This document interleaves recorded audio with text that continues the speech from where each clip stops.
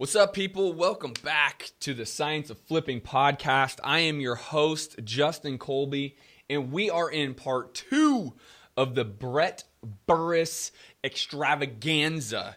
This man is dynamic.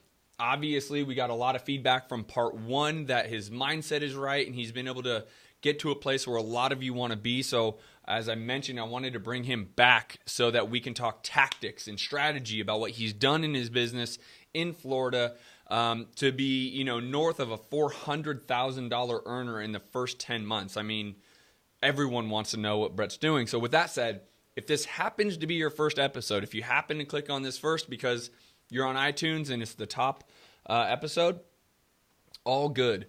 I encourage you to get over to thescienceofflipping.com.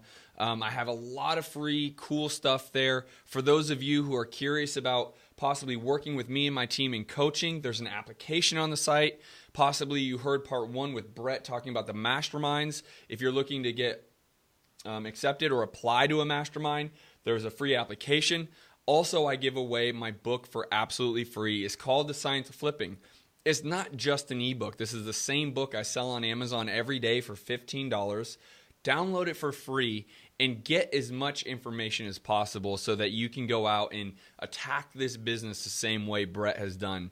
And lastly, what I'll tell you is, for those of you who are rehab flippers or looking to flip your first deal or needing a little financing, I have partnered with a company that I trust completely that will be able to show you how to get more money and more funds without needing to go to a bank or to go to a big lender. So go to tsoffunding.com.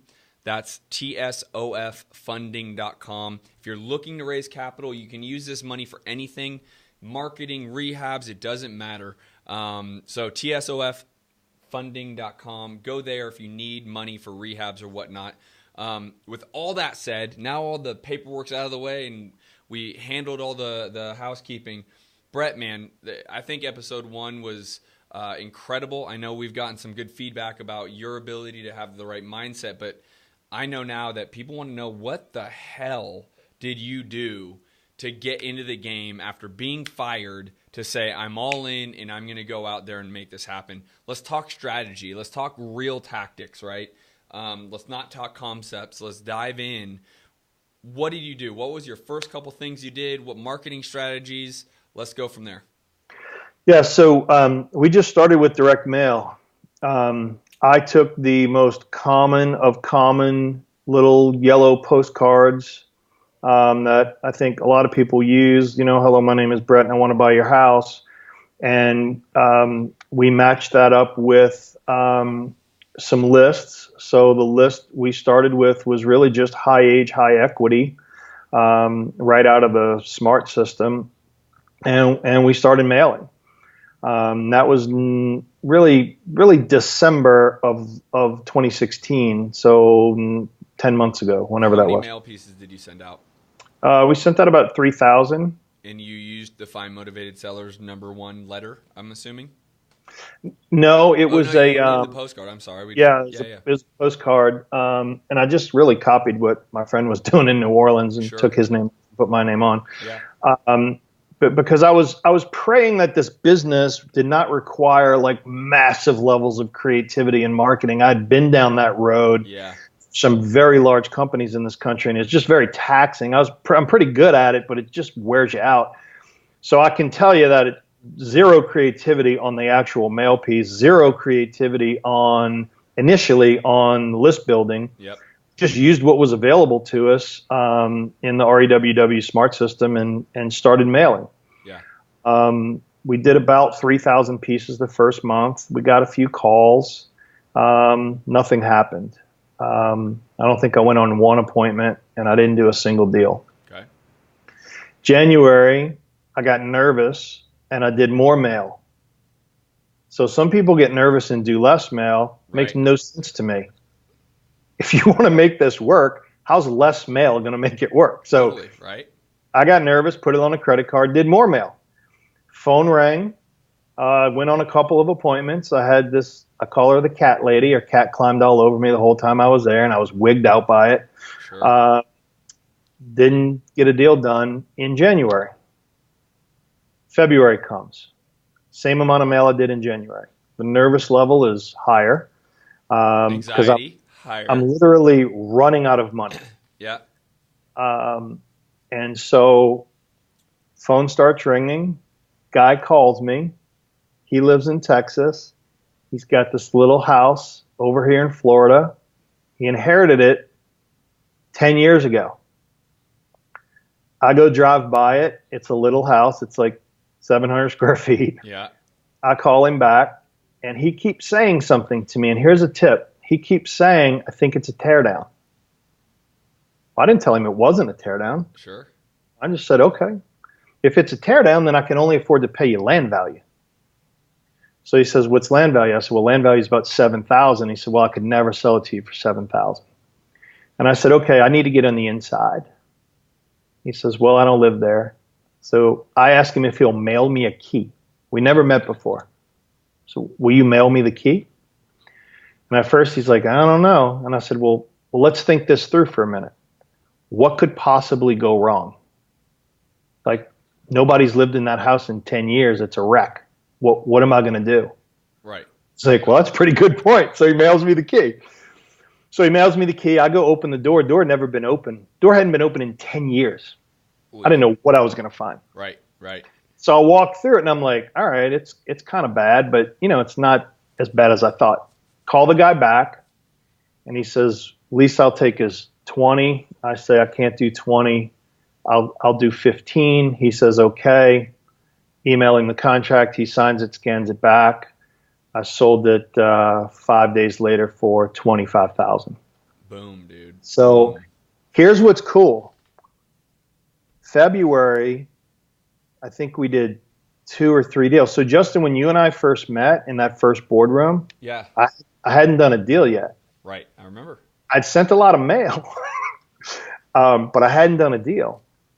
But just like it says in Think and Grow Rich, when riches come, when success comes, it comes so fast that you can't even believe it. Right. So I went from no deals in December and no deals in January to 3 deals in February. Yep. My whole life changed like that. And so we did 3 deals, and then it's grown from there. But we started with high equity, high age, right inside of the REWW system. We used the standard postcard that says, I want to buy your house. It's yellow. It's got little doodles on it. It looks handwritten. I guess it looks handwritten to people. I don't know. I look at it and it doesn't, but it's that handwriting font. Sure. And then we added from there. We needed to do more mail to grow the business to a place that I would be happy with. Yep. So we added things like tax default and probate, but again, nothing magic. I haven't done anything that I haven't heard from you or Kent or Sean. Yeah. Like, I didn't go figure something new out. Right. I don't think there's much to figure out new. Now, I will say this. A few months in, we added some online marketing, Okay. Google paid search.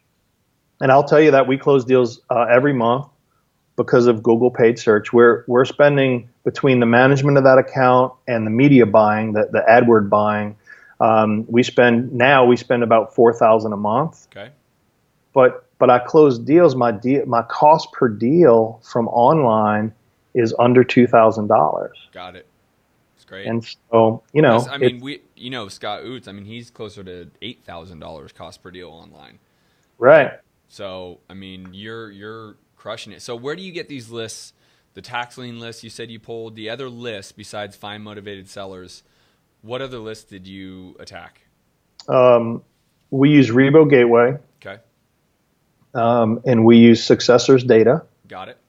For inheritance. And probates. And we used to use ListSource, but now really Rebo kind of did a refresh of their whole platform. Yeah. And you can kind of get everything you need to get there. Yeah, sure can. And the guy, John Harkar, that owns that company, he's a great guy. And, so we signed up with them annually to get a little discount. Yeah. And we get everything we need there, except for the inheritance piece, which we get from Successors Data. Another great company, by the way. Really good. It is. Yeah. I actually just interviewed the owner of Successors Data for the podcast. Oh, Maury? Yeah, Maury's awesome. Does Oh. he know his stuff, boy? He will talk your ear off. Tell you what. Well, I'm going to give you an example about him. So my wife really manages the data part. She had a question about something. Maury shot like a 5-minute screen cap video with voiceover, sent that to her so she could see exactly what to go do. That's customer service. That's what you need to do in business. And he's got a heart for customer service. So anyway, he's a good guy. And more importantly, his data's good. Or just as importantly, his data's good. Totally, right? I mean, it's business still. Could be a great guy, but we're still in business. It's not show friends, it's show business, right? So, right. All right, so you're tactically going after what list specifically? You said tax liens, inherited, probates, and what do you use from find motivated sellers? High age, high equity. And you are using a postcard, and then you combine that with pay-per-click, which I would, if you're just starting, I probably wouldn't recommend to a lot of people, but if you have a little capital behind you, it is an absolute monster of a way to get deals. I actually, as a matter of fact, I do not do any PPC because in our market, it is very expensive and it is very tricky to figure out. And so I just get very reserved when I tell people to go do it because Sean does it very effectively, but he puts a lot of money behind it, right? And so when you're just starting, I'm definitely an advocate for direct mail, that's for sure. Well, and get good at one thing. Yep. My background was online marketing, so I have a comfort level and I can hang in that conversation with the best of the best in terms of online marketing. So I'm not going to get taken advantage of. I'm not going to get bowled over. I can hang in that conversation. So I had a level of comfort that allowed me to, in fact, my discomfort was in direct mail. I was like, never done direct mail in my life. So that comfort level allowed me, once we started making success, to venture into paid search. So what has projected you into this stratosphere of, 10 months, $400,000? What besides just the consistency, and maybe that's your answer, but what has gotten you to this place of, I trusted the system, I believed before I saw it, right? You probably heard me at Scale and Escape. I really talk a lot about you got to believe it before you see it. You got to trust that it's there, regardless if it takes 1 month, 2 months, 3 months. It took me 9 months. What's really projected you into this stratosphere of this financial success that you're finding? So I think it's a couple things. You hit on it. So nowhere else first of all, seeing is believing is the biggest lie we're fed. Mm-hmm. There's no such thing as you see it first before you believe it. I mean, just sit down for 2 minutes and think about that. That's the most ridiculous statement ever made. What happens is you believe it first and then it comes to fruition. Mm-hmm. Think about anything you can think about on earth. Look at a bridge. First it's built here in the mind, and then it's built in reality. And so I understood that concept, and I got to apply it and test it in this business, number one. Number two, I ignored the results. Totally, completely was numb to the take me off your list, to the dribbling of phone calls in the beginning, to the no appointments. I was numb to it because for me, that was a bunch of noise around the signal. And the signal was pointed to, I'm going to make this work. Mm-hmm. Everything else was noise. When, somebody said, hey, if you can't take it down as a flip, you ought to take it down. I mean, as a wholesale deal, you ought to do this. You ought to do these other 17 things. I'm like, are you crazy? I can't even figure all that stuff out. Right. I wholesale. It's all I do. If the deal wouldn't work wholesale, I was like, man, it was really nice to meet you, but I can't buy your house. Right. Now, some of those came back and I got them anyway, but focus, I can tell you, as a guy that spent the majority of my life unfocused and now having hyper focus, and they said Henry Ford was hard-headed and obstinate because they told him that the Model T was dead. He sold it for like 12 more years and made some unknown fortune over it. Make a decision. So successful people make very few decisions. They make them slowly. They make them quickly and they change their mind slowly. Unsuccessful people make decisions slowly and change their mind quickly. Right. And brother, I locked in on this thing and I just wouldn't let it go. Yeah. That's it. Yeah. Well, and then, quite frankly, you're in a position where a lot of people come to me and say, I need to get bigger and I need to grow and I need to hire and all these things. And I sit there and I look at them and I'm like, what do you really want from the business? Because you and I have had a discussion where and it could have changed, but you might not ever hire because the income and your lifestyle is at a place where what else could you really actually want, right? Because hiring, as you know, building something bigger, expanding, more minutia, more effort, more headaches, more anxiety, more late nights, more work. Yep. A lot of people don't get it. They look at me or they listen to me on whether you're watching this on YouTube or on iTunes or, Sean or Kent, and they say, oh, I want to build this. Well, do you really? Because, watch what you wish for, because there, along with that comes meetings and spreadsheets and bookkeeping and accounting that is well beyond, and profitability margins and payroll and all these things that, can really actually be more detrimental than saying, dude, I'm going to make 500 grand this year and 425 of it goes into my pocket. Right? I mean, yeah. So let me address that, because one of the things that has happened is, it's called peak to peak, right? You can't see the second peak until you've crested the first peak. And so you don't know what you don't know. And so when I looked at this business, I was like, all right, between me and my wife, who, look, I'm fortunate. I married a beautiful engineer who can pay attention to details. Now, when you hear that, you can say, well, I'm not married to somebody like that. My wife's got. If that's your excuse, cool, man, just live with it. Like, tell yourself every day that you got some reason you can't do it. Whatever. I can't help you with that sort of stuff, right? Yeah. And so we looked at each other and we were like, all right, we're good. Like, you get the marketing together, you get it to the mail house, you manage all the KPIs and details. I'm going to go on the appointments. I'm going to build the buyer database. I'm going to do all that. So we did that. Month 1, month 2, month 3, month 4, month 5. And so what I realized was, man, like, sometimes I just want to go on a boat ride, but the phone is nonstop ringing. So at first I was like, crap, like, I can't do anything, because I treated those phone calls like gold, right? Yeah. So at first I was like, you know what, I can let some of this stuff go to voicemail, and it's fine. People that really want to sell their house, they leave you a message and say they'd like to sell their house. No doubt. People that want to tell you to pound sand, they'll leave you a voicemail on that too. So don't get too wound up about that. If you're a 2-3 deal a month guy and you want to go bigger, just increase the mail, see how that stresses the systems that you have, fix the weak points, and just intelligently move on. So we've added a VA that does follow-up calls. Where did you find that VA? Through IVAS, IVAS. Yep. You get a dedicated VA. You get to train them, get them going, do corrective training along the way. This guy speaks great English. And so, we got that going. I'm not quite there yet in terms of inbound calls, because I'm a little bit of a skeptic, and, Sure. and I know how important those calls are. But I have him doing follow-ups. I also found one of the best guys in my market for acquisitions and dispositions, a total stud, and brought him on actually as a partner, because I saw a clear path where 1 + 1 could equal 10 instead of 2. Sure. And so he's on the acquisition side. I'm on the disposition side. He's actually better at acquisitions than me. And so we've expanded a little bit.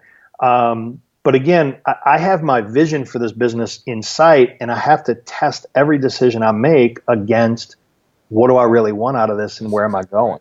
What's your, absolutely. And Kent does a great job with this about create your perfect day. And that's really what it all comes down to, is whether you look at it that far in say day, or you want to say life. At the end of the day, what do you really want, right? I'm going to simplify all of it, right? I'm just going to say, what do you really want? Because if you're happy making 40, 50 grand being an employee, then great. No, don't even worry about getting into this industry. If you deserve more, if you feel obligated to give your family more, then this is an industry you can crush it in. But how do you want to build it? Because there's no one size fits all. You can absolutely That's it. come out here just like you did. For the most part, the better part of this year's earnings is going to be you and your wife running a business. If you're spending 10 grand a month, I would be shocked. But let's say you are, you make 500 grand, you spend 100 grand, you pocket 400. That's a beautiful lifestyle, right? That is Yep. not rocket science. But, I caution people, or I should say, instead of cautioning people, listen to this listen to what Brett is talking about. Go back and re-listen to number one. Listen to the tactic. I mean, he didn't do anything that we didn't tell him to do. Go send more mail. Okay, I'll do it. Go start trying PPC. Okay, I'll do it. And he just did it. And now he's, today he's going to make $22,000 and take the rest of the day off. He's doing me a favor by being on the podcast. So with that said, dude, anything else you want to press upon the people about tactics, any strategy, or anything else besides the ultimate, just go out and take action? Yeah, look, I think you have to work on your mindset. I think you have to work on your skills. And so, what can you do to better serve your sellers and your buyers? I had a buyer phone call this morning. We interview our buyers because we want to make sure we're working with real buyers. Mm-hmm. And we tell them, I say I tell them, I am here to serve you. My business doesn't exist unless I can bring value to your business. And so it's the same thing with the sellers. Figure out a way to serve those sellers. Figure it out. When you go sit with them, figure out what their true motivation is. Listen, guys, if you play the game of price, you're going to lose every single time. Because in this business, in the position we're in the niche we're in, we're not there to provide the highest price. So figure out what else that sale is about. I've done things like the guy wanted to sell me his house, but he couldn't for the life of him figure out what he was going to do with all his stuff. So I went and got him self-storage. I kept the receipt. I got paid back at closing. Yeah. He needed a junk removal. I paid for that. Now, I knew I had a done deal, slam dunk. I'm not suggesting that you go pay for people's stuff. I had a contract with him. I had a contract with a solid, rock solid cash buyer. We were a week away from closing. There were no title issues, no lien issues. Something really strange and weird would have had to happen for this deal not to happen. And so I was willing to do those things. But the point is, I listened enough to understand what the true problem was to solve. It wasn't really about money. Right. It was about other things. And to this day, people don't believe that you can go get a contract on a house for $100,000. 3 days later, turn it over to a buyer for $110,000 or $115,000. They put $50,000 into it and go sell it for $220,000, $230,000. That happens every single day in this industry. It's out there. I didn't go create anything. I just got in the middle of stuff that was already happening and decided, hey, I'm just as good or better than the next guy. I'm taking what's here and I'm going to serve the seller, serve the buyer. It's part of our mission statement, our core values. We create win-win situations for everyone involved. My closing attorney loves me. His secretary loves this business. The sellers love me. The buyers love me. And the reason why is we create value for everyone involved. Amen. And when that's your perspective, how can I serve? The people that serve the most people make the most money. That doesn't mean I'm getting beat up and pushed around. I mean, Justin knows me. I'm not getting pushed around in this business.